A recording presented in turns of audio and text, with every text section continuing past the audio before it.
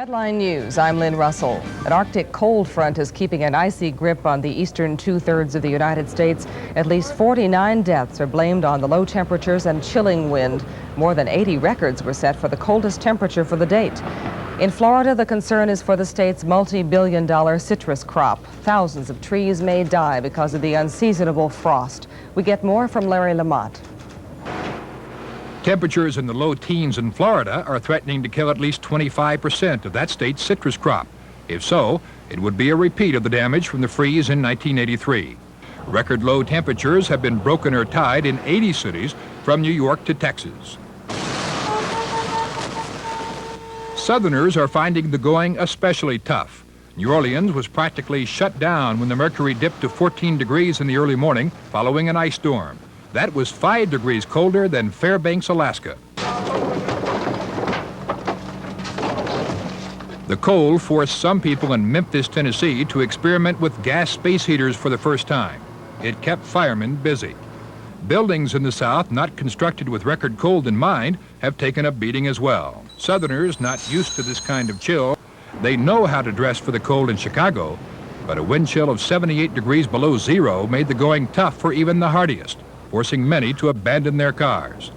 Cleveland's snow and cold caused similar problems. This one doesn't start unless it's above 20 degrees. Major highways in Detroit, a city which sits on a large salt dome, were quickly cleared, but even there were hundreds of victims. We had a flat tire from an icicle, and when we changed it, our brakes locked. We had a lot of problems. New York, the home of the homeless, has people flocking to shelters in record numbers. Those not inside have created innovative outdoor facilities.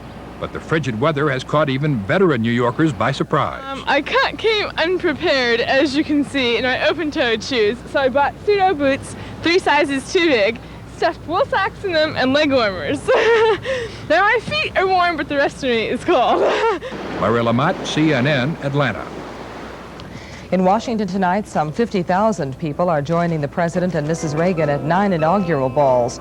At one ball, the President announced 2 leading government indicators to be released tomorrow will show a dramatic improvement in the economy. Earlier, Mr. Reagan took the oath of office at the Capitol, and in his inaugural speech, he spoke of these being the golden years. My fellow citizens, our nation is poised for greatness. We must do what we know is right and do it with all our might. Let history say of us, these were golden years when the American Revolution was reborn, when freedom gained new life and America reached for her best. Outside activities were canceled because of the cold weather, but the President appeared at a Maryland sports arena to thank those who would have marched in the parade. David French reports on the disappointment of it all. 76 trombones in the big parade. Doodly-da-da, doo-doodly-da. The windswept empty bleachers, the multi-$1,000 camera cranes, the pigeons would see no 50th inaugural parade. It had crashed into the Alberta Clipper. In the inaugural parade reviewing stands, E stands for empty. $900,000 worth of seats that the inaugural committee said it will refund if people will return the tickets. If anyone sat out here 2 hours today, they wouldn't like it.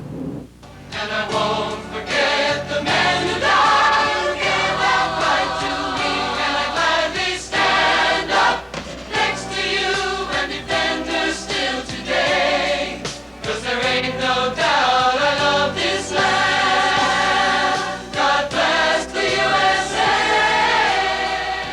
But the inaugural committee salvaged as much of the spirit of a parade as could be funneled at the last minute into a giant sports arena.